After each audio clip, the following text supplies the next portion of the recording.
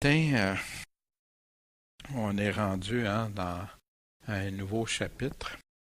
La dernière fois, on avait vu le chapitre 10 en deux volets. Puis ce matin, on va voir le chapitre 11. Sauf, on va juste se rappeler qu'est-ce qu'on a vu la semaine dernière. Qu'est-ce qu'on a abordé? Souvenez-vous comment Jésus parle de changer et devenir humble comme un enfant. Un enfant, c'est comment? C'est obéissant. C'est pas en train de toujours s'argumenter. Ah, tu vas me dire peut-être dans ce siècle moderne, c'est différent. Hein? Oui, effectivement.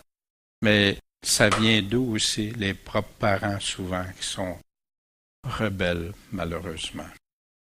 Un enfant, mais Jésus, quand il parlait, redevenait comme ces enfants-là. Obéissant et sincère. Comment avoir la vie éternelle? Vous vous souvenez aussi, le jeune homme riche. Que faut-il que je fasse? Et Jésus répond, obéis. Obéis au commandement. J'ai déjà fait ça. Mais il te manque une chose. Vends ce que tu as, donne-le aux pauvres, puis après ça, suis-moi, marche avec moi, marche dans mes voies. Les disciples, mais qui peut être sauvé? Qui peut devenir une personne selon Dieu, une personne sauvée, mais sauvée de quoi? Sauvée de quoi? Sauvée de la vaine manière de vivre, sauvée du péché, sauvée pour être l'esclavage du péché et pour être dans le royaume de Dieu. Éviter cette perdition qu'on n'entend plus souvent parler. Mais il y a une perdition avec des conséquences terribles. Jésus a parlé plus des conséquences et de la perdition même que celle du salut et du ciel. Qui va être le premier? Ou les premiers vont être les derniers, puis les derniers les premiers, hein? Puis qui va être le plus grand? Est-ce moi?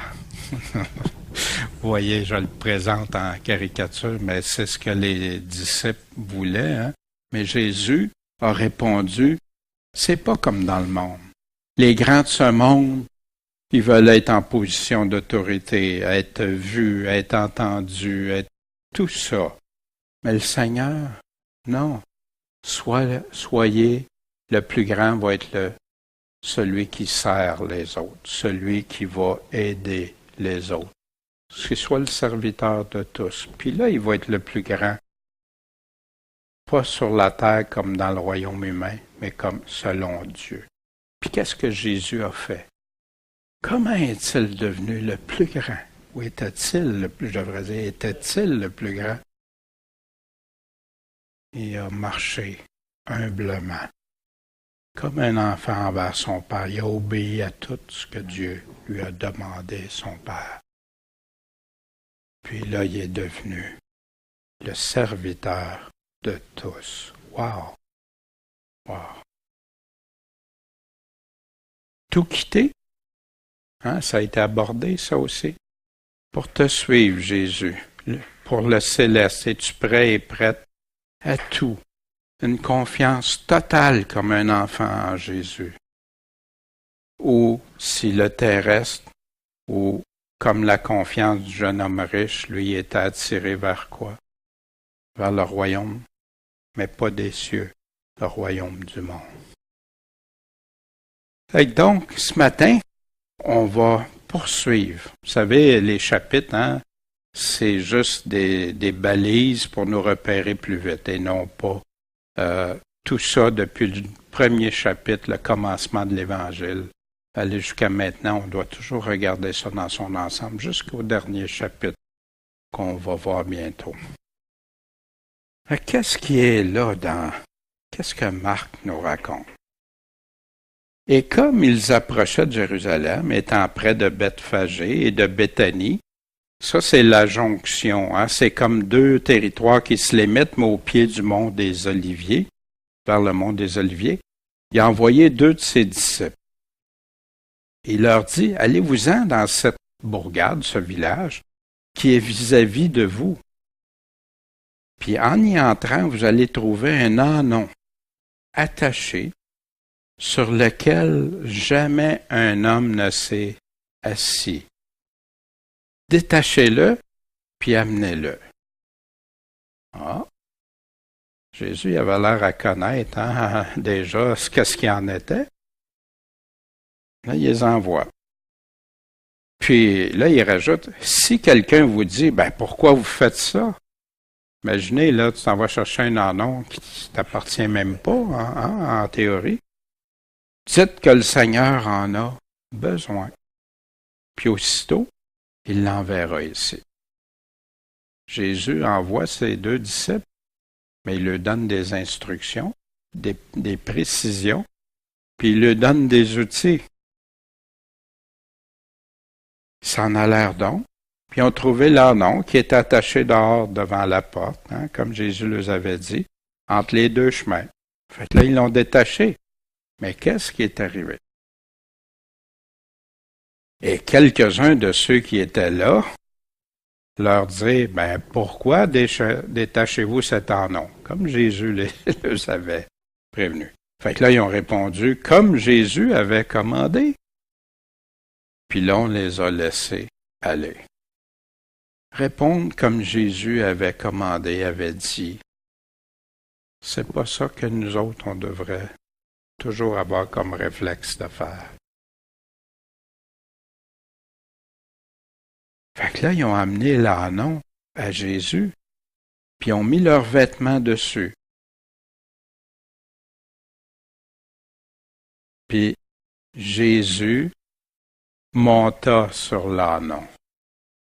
Jésus s'est assis sur cet ânon-là qui n'avait jamais eu personne. Puis plusieurs étendaient leurs vêtements sur la route, puis d'autres coupaient les branches d'arbres. Des rameaux, on va voir aussi, puis en couvraient le chemin.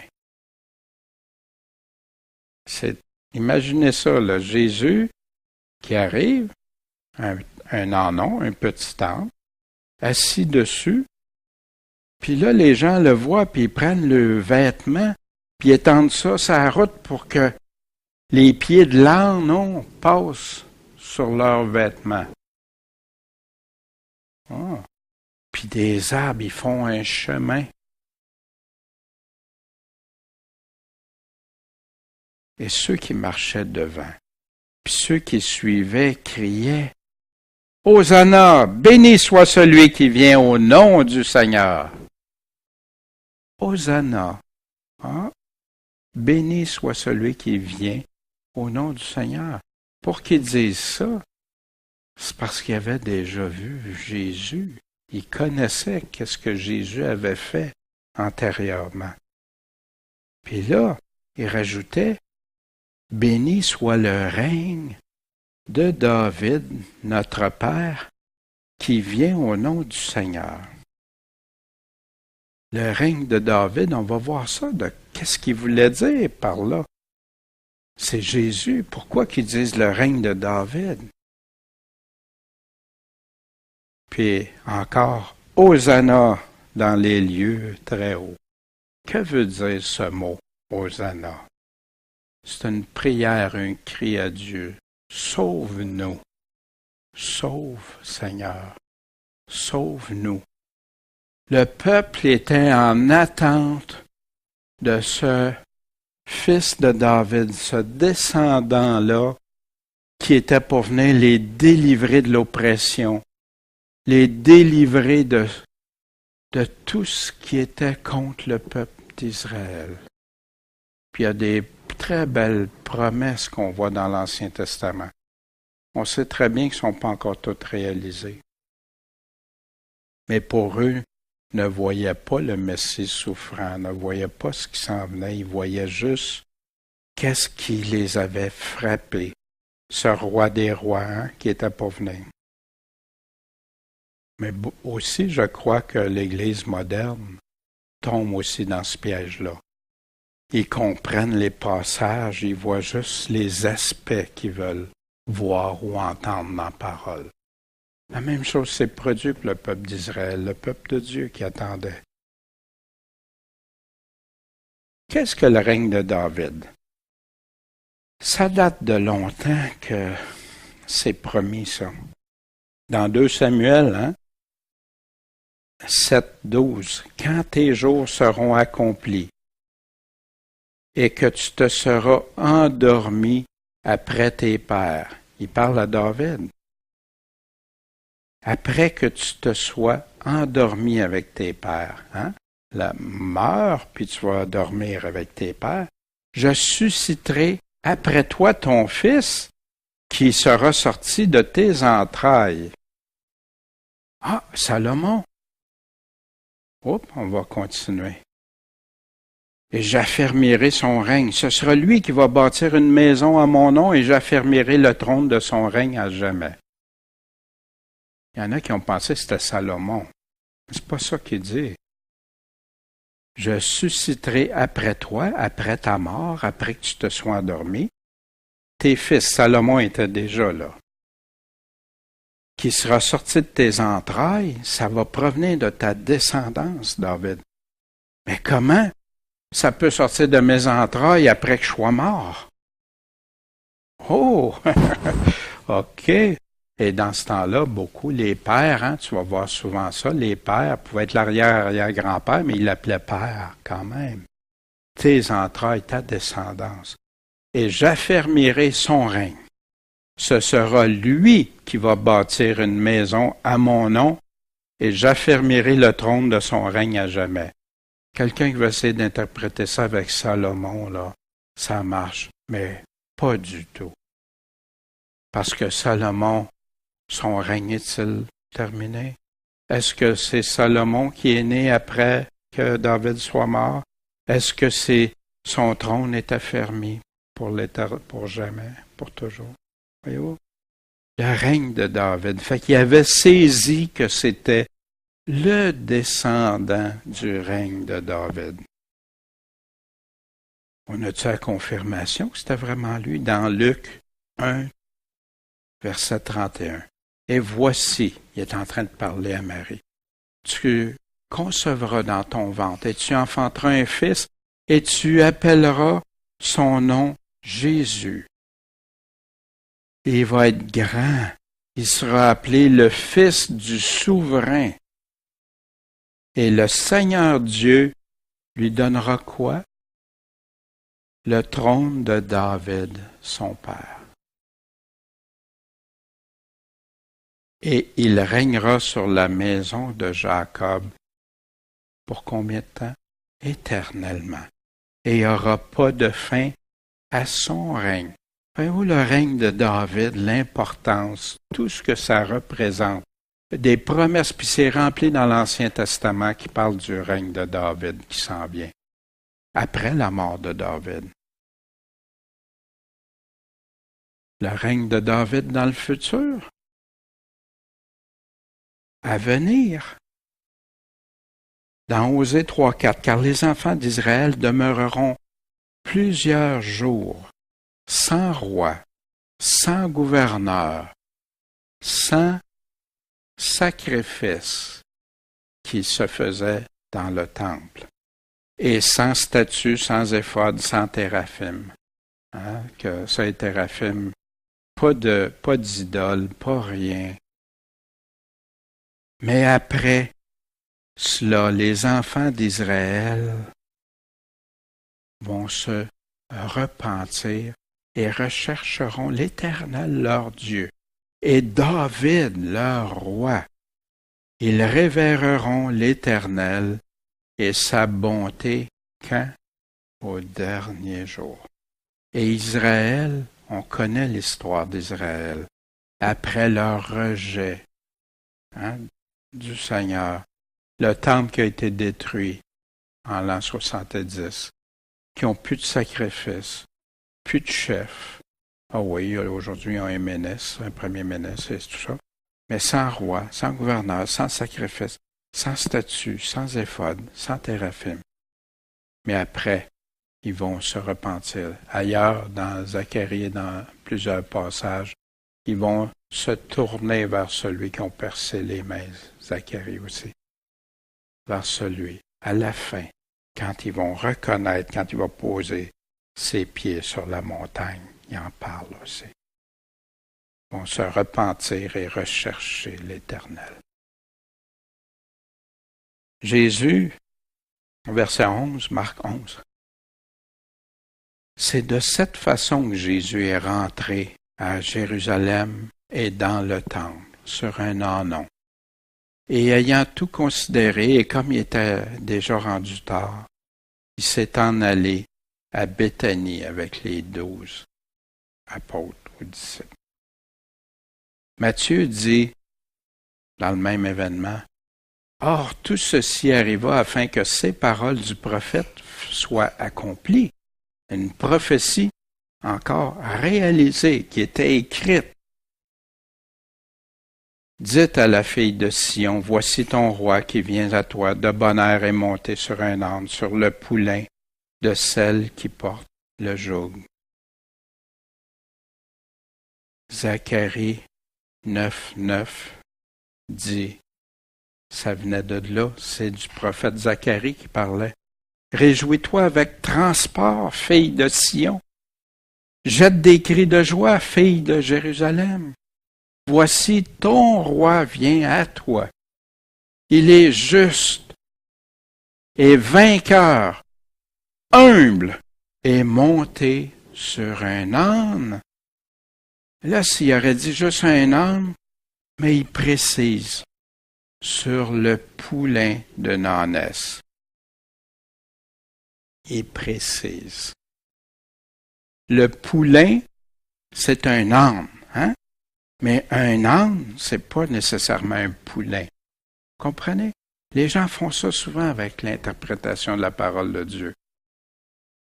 Les deux peuvent être associés ensemble, mais les deux ne veulent pas nécessairement dire. Oui, un âne, un poulain, c'est un âne. Mais un âne n'est pas nécessairement, obligatoirement, un poulain. Pas ça, hein? Quand on a fait le cours, là, comment étudier, lire la parole, la Bible, ben, ça en fait partie, ça. Mais ici, c'était précisé dans le détail. Marc 11:12. Fait que le lendemain, comme il sortait de Béthanie, Jésus eut faim.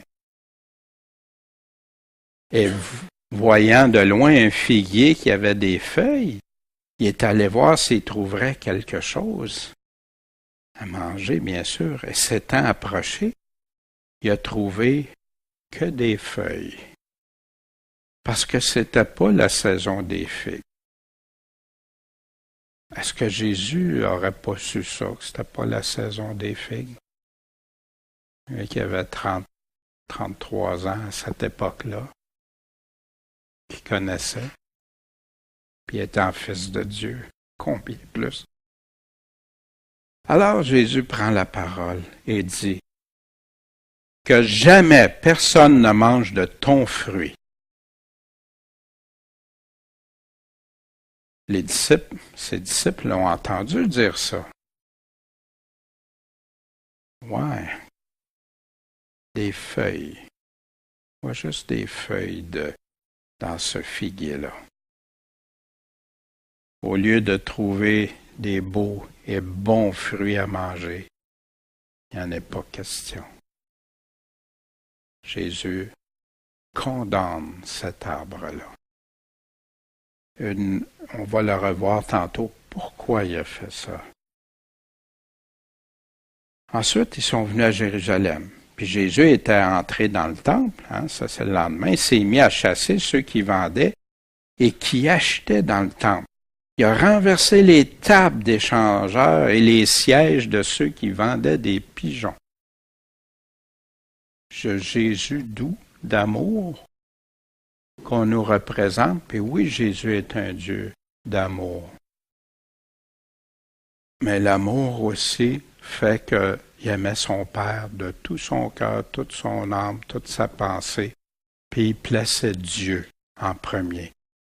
Puis là, pourquoi qu'il va faire un geste comme ça? Qu'est-ce qui le pousse? Puis là, il ne permettait pas que personne porte aucun vaisseau ou objet ou n'importe quoi dans le temple. Non. Imaginez, le temple, en passant, vous avez déjà vu les images, c'est immense. Jésus prend le contrôle. Puis qu'est-ce qu'il faisait pendant qu'il les enseignait? En disant, n'est-il pas écrit, ma maison sera appelée une maison de prière pour toutes les nations. Remarquez, pour qui? Pas juste pour les Juifs, pour toutes les nations. Mais vous en avez fait une caverne de voleurs. Pourquoi Jésus a agi comme ça? Vous avez vraiment été bas. Vous avez corrompu la maison de Dieu, la maison de prière, pour que tout le monde qui vienne là pour prier pour Dieu, qu'est-ce qui se passe? Puis vous en avez fait. Ben oui, ils vendaient les gens qui venaient au temple pour servir, louer Dieu, adorer Dieu. Ils leur vendaient des animaux, mais pas juste les animaux pour le sacrifice. Ils faisaient de l'échange d'argent. Il n'y avait pas le droit d'utiliser de l'argent d'ailleurs. C'était de l'argent du temple. Fait que là, il fallait qu'ils fassent l'échange, hein? Comme l'échange entre le dollar canadien et le dollar des États-Unis. Et tout ça, et c'était une source de profit. Wow! Aller à l'église, à la maison de Dieu pour faire de l'argent au lieu de... Wow! Puis quelle image que ça montre aux gens. Qu'est-ce qu'ils vont penser? Quel témoignage ça faisait? Puis comment Dieu voyait ça? C'est pour ça que Jésus les voyait aux yeux, au travers des yeux du Père. Vous avez fait une abomination de ma maison. Le temple dans Ésaïe 56, verset 7, « Je les amènerai sur ma montagne sainte, je les réjouirai dans ma maison de prière. Leurs holocaustes et leurs sacrifices seront agréés sur mon autel. Car ma maison sera appelée une maison de prière. » Encore pour qui? Pour tous les peuples. Ah. C'est étrange, hein, quand on a étudié les actes, que les pierres, hein, il a fallu qu'il y ait une vision de la nappe pour comprendre. Pourtant, c'était tout. Jérémie 7, 11. N'est-elle plus à vos yeux qu'une caverne de voleurs? Oh, Jésus, il reprend ce qui était les prophéties, ce qui avait déjà déterminé dans l'Ancien Testament. Cette maison sur laquelle mon nom est invoqué. Y a-t-il quelque chose qui déçoit Dieu? Tu me fais une maison, puis qu'est-ce que t'en fais? Sur laquelle mon nom est invoqué, au nom de Dieu. Wow! Et voici, moi-même je le vois, dit l'Éternel. Pourquoi que Dieu dit ça, là? Il voit tout. Et on le sait qu'il voit tout, il sait tout. Mais il précise, c'est moi qui le vois, là. Puis là, Jésus il est en train de faire le ménage. Puis il leur enseigne, voyez-vous, avec sévérité. Y a-tu pris, on va prendre la petite table ici, on va la renverser comme ça. On va prendre les choses. Non. Non, il a fait un fouet même. On le voit dans un autre passage qu'on va revoir. Jésus, c'est pas la première fois qu'il fait ça. C'est la deuxième fois. Jésus l'a fait au début de son ministère et à la fin de son ministère. Dans Jean 2, 15. Et ayant fait un fouet de corde, il chassa du temple et les brebis et les taureaux. répandait la monnaie des changeurs et renversa leur table. En passant, j'avais déjà eu une discussion avec quelqu'un qui tenait absolument à l'image de Jésus comme la parfaite douceur, hein? Puis c'est vrai, la douceur selon Dieu, mais qui pouvait pas croire ça. Non, c'est pas ça. Comment tu peux renverser, comment tu peux répandre des tables de changeurs, chasser les animaux, mais ça en toute douceur, voyez-vous? Mais sa pensée était plus importante que ce que Dieu dit, ce que la parole dit. Et il dit à ceux qui vendaient les pigeons, « Ôtez cela d'ici, ne faites pas de la maison de mon Père une maison de marché, de trafic, pour de l'argent. » Alors ses disciples se souvenaient qu'il est écrit, « Le zèle de ta maison m'a dévoré. » Parce que ça, c'est encore dans l'Ancien Testament. Puis ça, dans Jean 2, c'est au début du ministère de Jésus. Dans Marc 11, on est rendu à la fin de son ministère. C'est étrange, hein? Premier geste officiel de Jésus dans le temple, puis son dernier geste officiel dans le temple, à part la guérison qu'il va faire aussi. Ce que les scribes et les principaux sacrificateurs ayant entendu, ils cherchaient à le faire, des moyens de le faire mourir, de le faire périr. Wow! Et en plus, il s'en vient brasser le temple. Quelle est cette... je ne sais pas tous les qualificatifs qu'ils ont donnés à Jésus, puis je ne les répéterai pas non plus, ou même dans les pires hypothèses. Mais qu'est-ce qu'ils ont fait? Ils reniaient carrément l'autorité de Jésus. Pourtant, Jésus venait de leur enseigner quelque chose d'important et de faire les choses au nom de son Père. Mais il avait peur. Pourquoi? Parce que tout le peuple était frappé de sa doctrine. Jésus, c'est pas grave. On va essayer de le faire mourir. Mais les autres, ce qu'ils pensent, ça c'est grave. Parce que le peuple peut se retourner contre nous autres aussi. Ils peuvent nous rejeter après comme leader, on va perdre notre autorité. Le soir étant venu, Jésus est sorti. Puis, voyez-vous, il était frappé de quoi? C'est étrange, hein? Il a fait beaucoup de miracles. Mais qu'est-ce qui frappait? Vous remarquez ça dans les évangiles.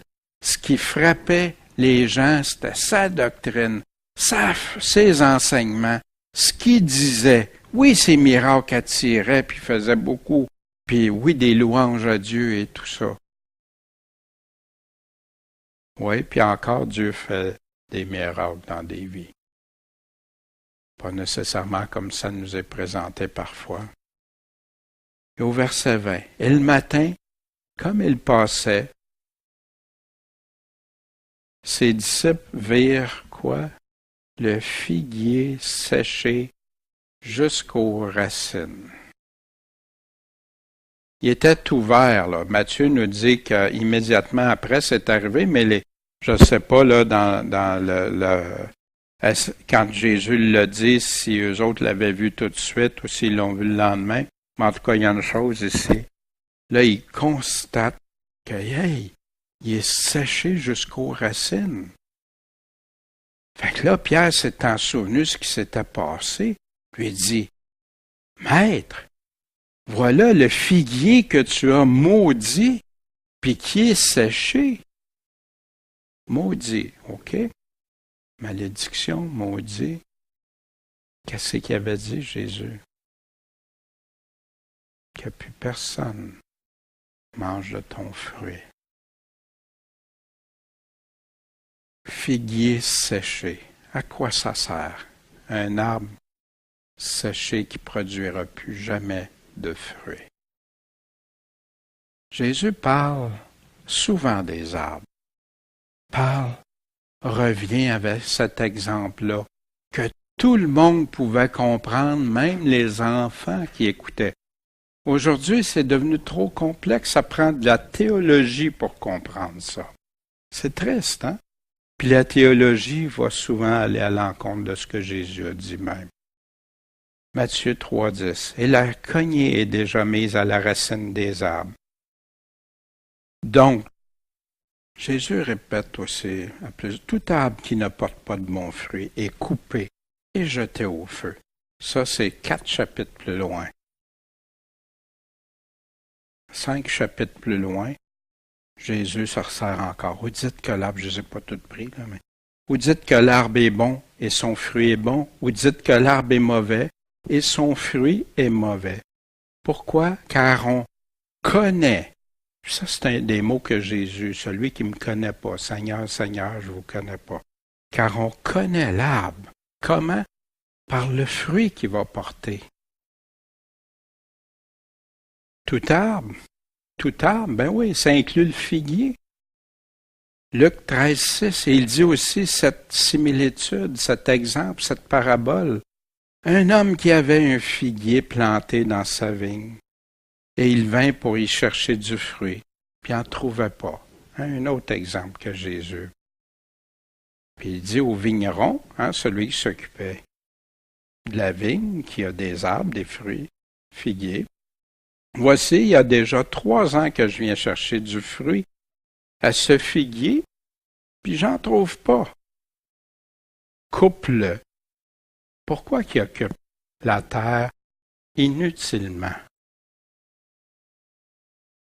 Fait que le vigneron lui répondit, Seigneur, laisse-le encore cette année, jusqu'à ce que je l'aie déchaussé puis que j'aie mis du fumier. Tout jardinier connaît bien ça. Mais tous ceux qui connaissent même pas le jardinage vont comprendre toute l'importance. Qu'est-ce qu'il est en train de dire? Puis il continue. Peut-être portera-t-il du fruit. Sinon, s'il n'en porte pas après, coupe-le. Jésus revient constamment avec des enseignements. Il sert aussi du sarment. C'est quoi un sarment? Une branche. Je suis le vrai cep et mon père est le vigneron. Il fait quoi? Il retranche tout sarment qui ne porte pas de fruits en moi. Mais il émonde tout celui qui porte du fruit pour qu'il en porte plus de fruits. Celui qui n'en porte pas, il l'enlève. Celui qui en porte, il l'émonde. Il enlève ce qui n'est pas bon comme fruit après, pour qu'il porte du fruit. Il enlève ce qui est inutile pour qu'il porte du bon fruit, pour qu'il porte plus de fruits. Déjà, vous êtes net par la parole que je vous ai enseignée. Déjà, vous l'êtes. Comment? Par la parole que je vous ai enseignée. Mais pas juste écouter comme Jésus disait, y en mettre en pratique. Demeurez en moi et moi en vous. Les deux. Comme le sarment ne peut pas de lui-même porter de fruits, s'il ne demeure au cep, attaché au cep, vous ne le pouvez pas aussi si vous ne demeurez pas en moi. Voyez-vous, c'est interdépendant. Il y en a qui réussissent à penser qu'ils marchent en Jésus, mais Jésus n'est pas en eux autres, ou qui pensent que Jésus est en eux autres, mais ils ne marchent pas selon Jésus. Mais ici, vous ne pouvez pas aussi si vous ne demeurez pas en moi. Il continue, je suis le cep. Et vous, les sarments, il veut que ça soit bien clair. Celui qui demeure en moi et moi en lui porte beaucoup de fruits. Parce qu'en dehors de moi, vous ne pouvez rien produire. Un fruit, dans la définition d'un arbre, c'est produire. Un fruit, c'est une production. Il faut que notre vie produise des fruits.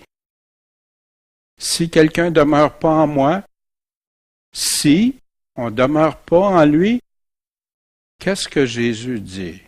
Il est jeté dehors comme le sarment et il sèche. Puis on l'amasse, on le met au feu, puis il brûle.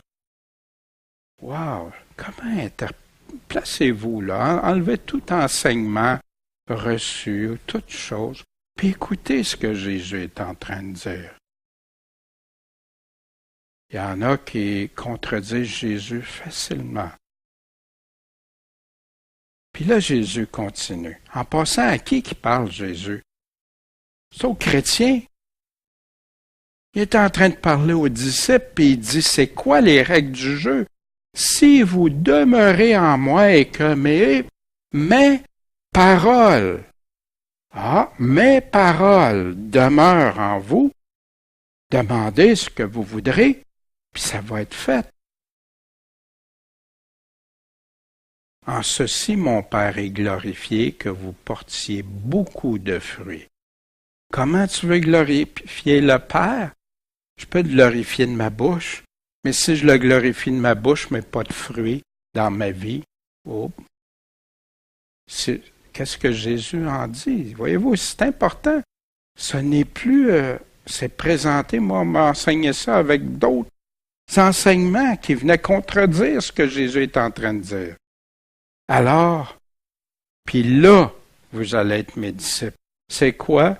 C'est que vous portiez des fruits. Fait que c'est important porter des fruits. C'est la condition pour être son disciple ou sa disciple, c'est que tu portes des fruits.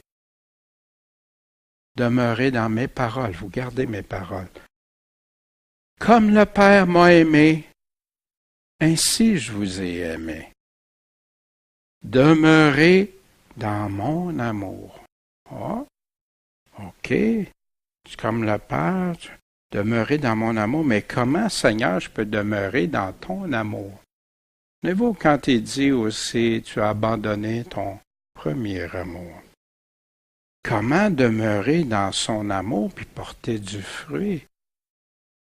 Et là, Jésus répond au verset 10. Si vous faites quoi? Gardez. Qu'est-ce que ça veut dire, garder? Mais gardez quoi? Mes commandements. Là, vous demeurez dans mon amour. Je t'aime, Seigneur, Seigneur, je t'aime. C'est quoi la définition de Jésus pour l'aimer? Garder mes commandements. C'est pour ça que l'apôtre Jean répond ça aussi dans sa première lettre et dans ses autres.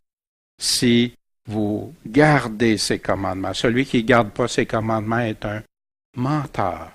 Comment qu'on peut dire aujourd'hui que observer ses commandements, c'est essayer de se sauver par ses œuvres, alors que c'est Jésus lui-même qui définit ça?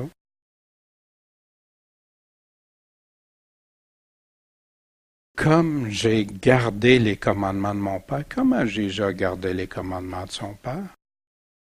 Même quand il a été en détresse, il a gardé les commandements, non pas ce que je veux, Père, mais ce que tu veux. Les commandements, j'ai gardé les commandements de mon Père. C'est comme ça, puis il répète, gardez mes commandements comme moi j'ai gardé ceux de mon Père. Et je demeure en son amour. C'est comme ça. La règle est là. L'amour, l'amour, l'amour. Ben oui, il définit. Les fruits sont si importants pour glorifier Dieu, pour avoir la confirmation d'être un vrai disciple de Jésus, pas un disciple que je crois être, celui que Dieu dit, dans l'amour de Dieu qui consiste à garder les commandements de Jésus. Quelles sont les conséquences de ne pas en porter? Libre à chacun de croire sa théologie, sa théorie, ou de croire ce que Jésus dit dans son ensemble. Mais si ces fruits-là sont si importants, on peut parler longtemps de tout ça, mais c'est quoi ces fruits-là? Il nous l'a dit, mais plusieurs passent par-dessus. Si vous gardez mes commandements, vous allez porter du fruit. Mais on va en regarder des fruits si importants dans Matthieu 3:8. Produisez donc du fruit digne de quoi? De repentance. Romains 6:22, mais maintenant étant libéré, affranchi du péché. Ah ben non, je vais toujours rester pécheur. Mais attention, le Seigneur dit, maintenant affranchi du péché. Puis je peux continuer à vivre dans le péché. Il y a un petit problème là. Oui, je peux tomber, je peux chuter. Mais toujours, quand ça arrive, tu te repens, puis ça presse. Que tu te débarrasses de tout ce qui t'empêche de ne pas être affranchi du péché. Et devenu esclave de Dieu, vous avez pour fruit. C'est quoi le fruit? La sainteté. Et pour fin, la vie éternelle. Il enlève-tu la sainteté et la vie éternelle? Ça va ensemble. C'est ce que le Seigneur est venu nous prêcher tout au long. Galates 5:22. Hein, c'est le fruit qui est souvent apporté pour dire c'est quoi les fruits que Jésus nous demande. Ça fait partie, c'est un produit. Qu'est-ce que le produit de l'esprit? C'est quoi? L'amour, la joie, la paix, la patience, la bonté, la bénignité, puis la fidélité ou la vérité dans plusieurs. Éphésiens 5:9, car le fruit de la lumière, c'est quoi le fruit de la lumière? Ça consiste à quoi? En toutes sortes de bonté, de justice et de vérité. De quel il parle ici? Toujours aller voir dans son contexte. Les fruits si importants. Colossiens 1:6, il est au milieu de vous et dans le monde entier. Il porte des fruits et il va grandissant. Là, il y a juste une chose, je ne vous ai pas identifié le « il ». Ça serait, c'est quoi le « il » ou qui le « il ». Il est au milieu de vous et dans le monde entier, il porte des fruits, puis il va en grandissant, comme c'est aussi le cas parmi vous depuis le jour où vous avez entendu et connu la grâce de Dieu en conformité avec la vérité. Le « il », allons voir ça. Le verset d'avant, il nous le disait.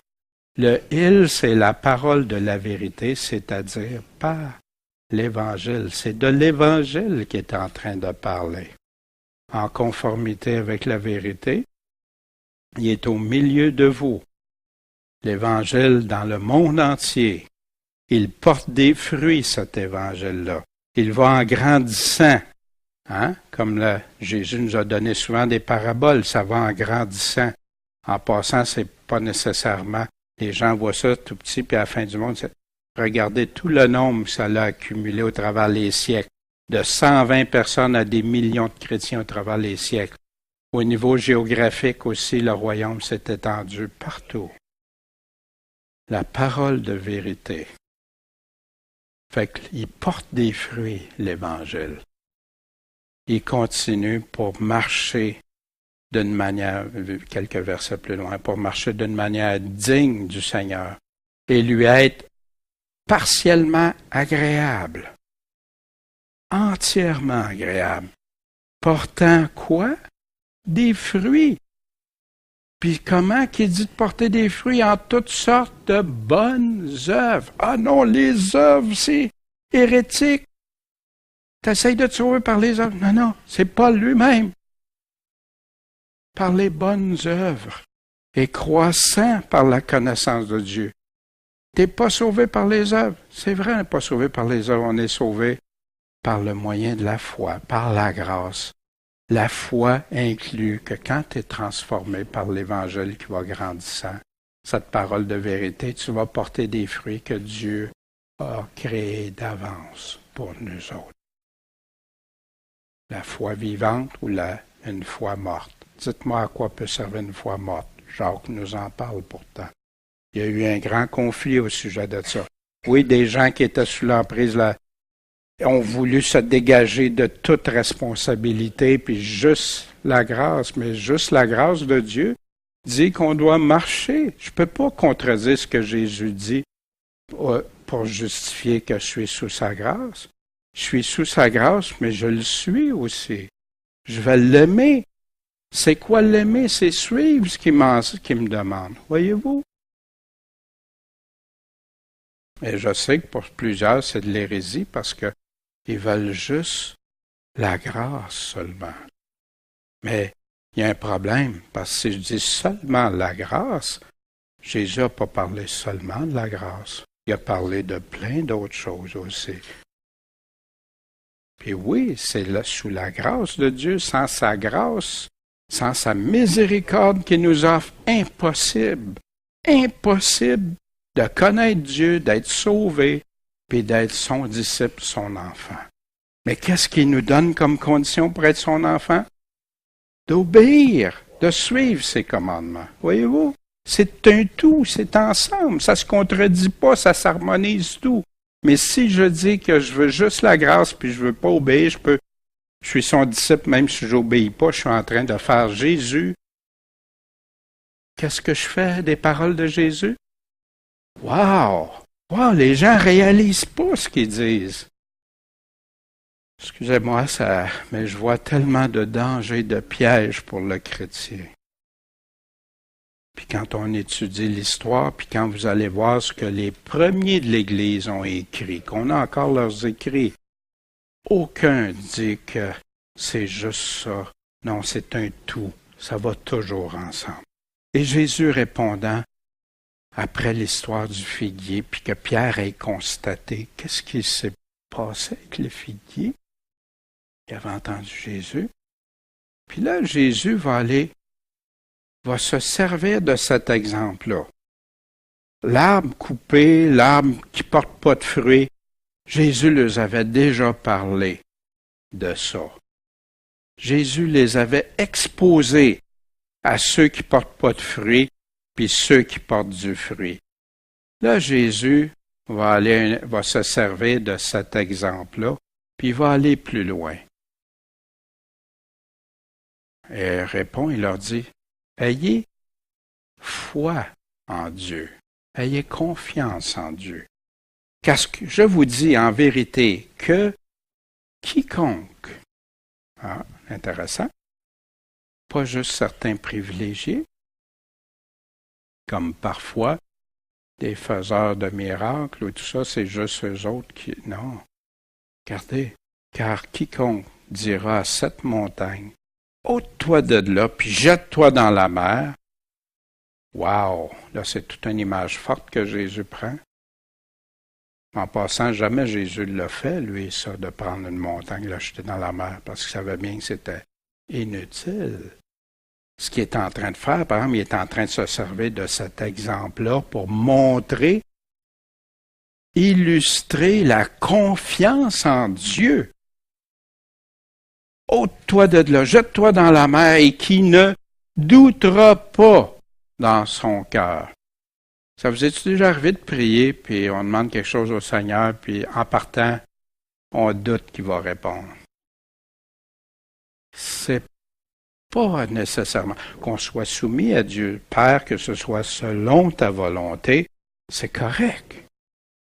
Mais si, Seigneur, je vais te demander d'intervenir dans la vie d'un tel, mais ouais, je sais bien, là, je n'ai pas vraiment confiance que ça va marcher, mais je te le demande pareil.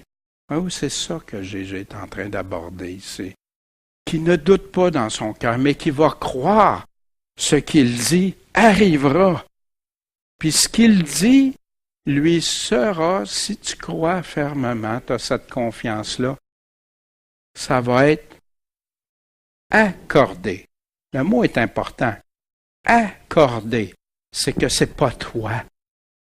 C'est Dieu. C'est pas la pensée magique, la pensée positive, puis tout ça. Non. Dieu, le Père, peut te l'accorder. Une prière, c'est une demande. Humble, en humilité. Moi, je suis pas capable, mais toi, tu es capable. C'est pourquoi je vous dis, Tout ce que vous demanderez en priant, croyez que vous le recevrez et cela vous sera accordé. J'ai entendu beaucoup de messages en passant sur ces choses-là, présentés de différentes façons. Mais les pires, c'est ceux qui découpent ça sans tenir compte de ce que Jésus dit partout à ce sujet-là de la prière. Il y en a qui peuvent dire, si je demande, je crois dans mon cœur, fait que si je le crois, ça va se réaliser, ça va être fait. Mais ils ne suivent pas le Seigneur. C'est pas selon la volonté de Dieu. Ils vivent dans le péché, ils vivent dans toutes sortes de choses, puis Dieu va tout s'arranger. Voyez-vous, mais on va voir ce que Jésus dit. Je peux découper ces passages-là puis faire dire n'importe quoi. Puis même ceux qui prônent la pensée magique ou toutes sortes de choses vont s'utiliser. Même, Jésus lui-même a dit ça. Mais, le mais, hein? Verset 25. Quand vous vous présenterez pour faire votre prière, OK? En passant, il ne dit pas que tu as ordonné que ça arrive, c'est ça. Quand vous vous présenterez pour faire votre prière, si vous avez quelque chose contre quelqu'un, faites quoi? Pardonnez-lui, afin que votre Père qui est dans les cieux, dans quel but? Vous pardonne aussi vos offenses. Oups! Un petit critère qui est rattaché à ça, hein? Ben oui, Seigneur, fais ci, Seigneur, fais ça, je le crois que tu vas le faire. Mais je pardonne pas. Je garde dans mon cœur de l'amertume, de la rancune, de la rancœur contre quelqu'un. Mais la condition ici, c'est quoi la conséquence que si je pardonne pas? Le Père pardonne pas. On est à l'image de son Fils. Qu'est-ce que Jésus a fait? Jésus a pardonné à ses ennemis. Il les a dénoncés, il les a confrontés. Mais, regardez, même quand il a été chassé dans le temple, quand il a fait ça, il enseignait, il disait pourquoi. Pour qu'ils se repentent, puis qu'ils en viennent à la connaissance, puis à s'ajuster envers Dieu. En passant, ils ont eu près d'une quarantaine d'années pour le faire après, puis ils ne l'ont pas fait dans le temple. Il a été détruit.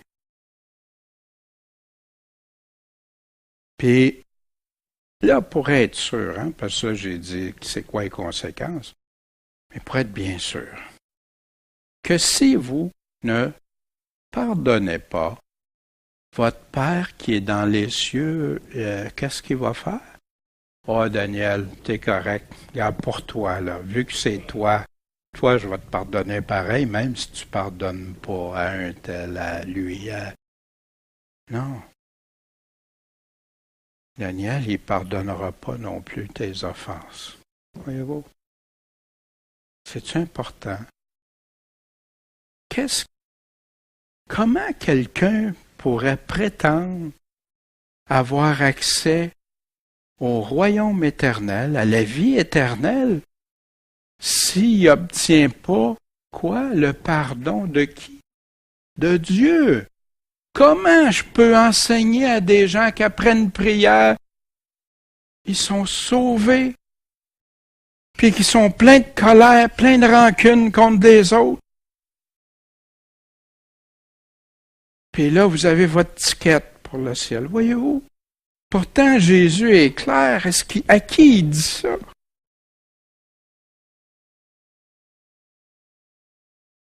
Puis, ils reviennent à Jérusalem. Et comme il allait par le temple, les principaux sacrificateurs, les scribes, les anciens, ses amis, s'approchèrent de lui. Et lui dirent, avec une bonne intention sûrement, « Par quelle autorité fais-tu ces choses-là? Hein? Qu'est-ce que tu viens de faire là, dans le temple de Dieu? Puis qui t'a donné l'autorité de les faire? Dans le fond, pour qui tu te prends, Jésus? de venir faire ça dans la maison de Dieu. Là, il justifiait aussi, il s'auto-justifiait, s'entraînait à rejeter, à prendre, à avoir de la rancœur contre Jésus. Mais Jésus répond, puis il leur dit, « Ah, que j'aime Jésus, comment il est brillant dans ses approches. Merci Dieu, Seigneur. » Je vous demanderai aussi une chose. Savez-vous, c'est un piège des fois qu'on a quand on partage l'Évangile à quelqu'un, puis surtout à des personnes qui sont très réticentes ou qui sont contre l'Évangile. Souvent, les personnes nous posent une question, puis on répond tout de suite du tac au tac. Puis là, ils se servent de cette réponse-là pour aller plus loin, plus loin. Remarquez Jésus ici. Je vous demanderai aussi une chose. Répondez-moi. Et je vous dirai par quelle autorité je fais ces choses. Ah! Il répond par une question qu'il leur adresse. Puis si vous me répondez à ça, là, je vais vous répondre. Le baptême de Jean, est-ce que ça venait du ciel ou des hommes? Petite question simple. Ah! Et Jésus pose la question. Là, il faut qu'il réponde. Mais là, ils raisonnent en eux-mêmes. Si on dit du ciel, on est fait. Parce que pourquoi vous n'avez pas cru? Quand tu partages à quelqu'un, tu le confrontes avec une question. Pourquoi tu ne crois pas? Si on dit, le baptême, ça vient des hommes, c'est humain. C'est pas de Dieu. On ne croit pas. Nous craignons Dieu. Nous craignons le peuple. Voyez-vous encore, c'était ça le problème de ces dirigeants-là aussi. Ils en voulaient à Jésus, ils lui reprochaient des choses. Il y en a qui disaient même que c'était un blasphème pour Dieu, puis tout ça. Mais ce qui est en arrière, c'est le crainte des hommes. Et aujourd'hui, beaucoup, malheureusement, de pasteurs, de conducteurs, prédicateurs craignent le peuple au lieu de dire ce que Dieu dit. Dis ce que Dieu dit, c'est la puissance de l'Évangile va transformer les cœurs. Mais essaye de dorer toujours la pilule, puis c'est pas vraiment ça que Jésus a dit. Comme si je vous dirais ce matin, là, écoute, même si tu portes pas de fruits, là, c'est pas grave, là, t'es sauvé.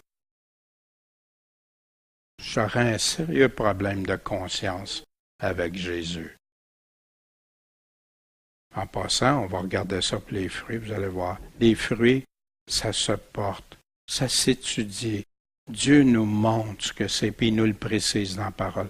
Puis à la fin de ce message-là, je vais laisser, si vous êtes intéressé, une approche pour aller voir c'est quoi les fruits, parce qu'on n'a pas le temps de tout voir ce matin, mais vous en connaissez un qui est fondamental si vous demeurez en moi. Si vous gardez mes paroles, si vous m'obéissez, vous allez porter du fruit. Maintenant, il s'agit d'aller voir qu'est-ce que Jésus dit pour lui obéir. Puis là, on a peur du peuple parce que tout le monde croyait que Jean est un vrai prophète. Les dirigeants, non. Les pasteurs, les théologiens, non. Mais le peuple, eux autres, y croyaient. Comme tu vois des fois dans certaines assemblées, que des personnes vont prêcher, puis ils croient même plus ce qu'ils prêchent, ou ils croient pas, ou ils déforment. Puis tu as des gens dans l'assemblée qui sont croyants. Alors, ils répondirent à Jésus. Alors, Jésus, mais on ne le sait pas. Jésus leur répondit, moi, je vous dirai pas non plus par quelle autorité je fais ces choses. Vous-même, vous ne voulait pas répondre, mais c'était la condition. Je vais vous répondre si vous me le dites. Il était comme peinturé dans le coin. Fait que là, hein, ils ont aimé bien plus Jésus après. Non. Ils ont détesté Jésus de plus en plus. Comme quelqu'un qui veut parler de Jésus, qui veut parler de ce que Jésus dit, à quelqu'un, il va être pris des fois en détestation, pas seulement dans le monde, dans des assemblées. Tu juges, tu condamnes. Non, c'est Dieu qui parle. T'écoutes-tu ce que Dieu te dit ou si t'as mieux ton cœur ou ce que tu entends de partout? Quand on va passer devant le Seigneur, c'est ma parole. Mes paroles vont servir pour juger notre vie. Tous passeront devant le tribunal de Christ. En conclusion ce matin, quelles sont tes motivations quand tu viens à la maison de Dieu? Est-ce que ton cœur est pour Dieu, dans la maison de prière, dans la maison d'adoration de Dieu, dans la maison où il n'y a pas de duplicité, pas d'hypocrisie, transparent, vrai, authentique, en vérité? Ou si c'est pour des avantages, ou de l'argent, ou du prestige, ou quoi? Quelles sont mes motivations? Ou juste parce que je me sens obligé, ou juste parce que non, Dieu dit ça, c'est comme ça. Quelles sont les motivations? As-tu proclamé Jésus comme roi de ta vie? Comment? Jésus a été proclamé roi. Es-tu un bon arbre? Moi, c'est une question que je me suis posée. Puis que je continue à regarder, Seigneur. Un bon arbre, il est attaché au vrai cep. Il demeure en lui. Il obéit à ce qu'il lui demande. Puis, c'est quoi les fruits que tu portes?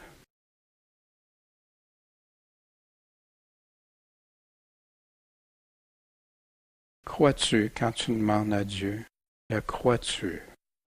Ou si ta prière est une demande théorique, superficielle. Puis, non, toujours de dire que Dieu, selon ta volonté, ça s'applique toujours. Que celui qui demande, demande avec foi. Que celui qui demande demeure avec un cœur intègre. Que celui qui demande marche dans les voies du Seigneur. Faites ma volonté et là, je vais accomplir. Crois-tu assez? Obéis-tu à ses critères à lui ou aux tiens ou à ceux des autres? Vous savez, et ça, quand tu parles la parole du Seigneur, c'est une des choses. Daniel, t'obéis-tu à mes critères quand tu parles? Tu parles-tu juste des beaux côtés? Tu parles-tu juste de mon amour, de ma bonté? Ou si tu parles de la sévérité? Est-ce que tu veux parler juste qu'est-ce qui fait plaisir à entendre, juste les promesses? Ou si tu parles aussi? Puis Seigneur, avant tout ça, ma vie à moi, qu'est-ce qu'elle reflète? Quel fruit? Puis, est-ce que tu suis l'exemple de Jésus en posant des questions? Au lieu de tomber dans une obstination stérile, souvent, à ceux qui s'opposent à l'Évangile. Puis quand même, tu gagnerais ton point. T'as-tu fait avancer d'un iota? Pas du tout. Des fois même, ça met les gens encore plus à défensive puis plus agressifs. Mais si tu le laisses avec une question, comme Jésus leur a fait. Vous savez que dans ces chefs religieux-là, il y en a qui se sont repentis après. Il y en a qui ont écouté ce que Dieu a dit. Vous savez que l'Église du début, il y a eu plusieurs de ces chefs religieux-là, pas toute la masse. Quand je dis plusieurs, c'est pas tout l'ensemble, mais il y en a qui se sont convertis à Jésus-Christ. Mais si Jésus-Christ leur aurait pas donné les vérités, si Jésus-Christ n'aurait pas tranché comme ça devait se faire? Pensez-vous qu'il se serait converti au Seigneur après? Puis, je vous laisse à la fin, pour ceux qui sont intéressés, un petit exercice à faire. À partir de la parole même, si tu veux connaître c'est quoi les fruits, à partir de la parole même de Jésus, des apôtres, puis non au travers des paroles des hommes, prends ta concordance, puis cherche partout où le mot fruit au singulier, fruit au pluriel, produire des arbres. Dans le Nouveau Testament, puis en priant, le Seigneur identifie les fruits. Examine tout autour des versets, pas juste la phrase. Là, regarde qu'est-ce qu'il parle. Puis examine ce qu'il dit vraiment. Puis là, tu peux comparer. Moi, est-ce que j'ai ces fruits-là dans ma vie, Seigneur? En passant, c'est de progrès en progrès. Quelqu'un, comment Jésus dit? Il dit, celui qui porte du fruit, il l'émonde. Il enlève ce qui ne vient pas, ce qui n'est pas nécessaire. Ce qui ne vient pas bon pour la production, il enlève ça dans nos vies. Et là, ça grandit, ça grandit, ça grandit. Quels sont tes vrais fruits en lui dans ta foi? Puis là, je donne des exemples qu'on ne regardera pas ce matin, là, mais que vous aurez si vous êtes intéressés. Puis faites cet exercice-là. Laissez Dieu parler au travers de ça. Puis vous verrez si c'est si important. Puis, qu'est-ce qu'il en est? Qu'est-ce que Dieu dit vraiment à propos de ces fruits-là? Puis, sont-ils si importants, ces fruits-là? Sont-ils importants? C'est des conditions que Jésus même a données. Comment de gens peuvent passer toute leur vie à dire « je marche selon le Seigneur », puis qui ont juste pris au hasard comme ça c'est un fruit, ça. Non. Prends devant Dieu. Moi, c'est pas moi qui va répondre de toi, puis toi, tu vas pas répondre de moi devant Dieu. Mais à force de dire aux gens, regarde, tout est beau, tout est correct, t'as pas à t'examiner. Paul dit le contraire. Examinez-vous si vous êtes vraiment dans la foi. C'est toujours ça. Fait que, on va se courber dans une courte prière.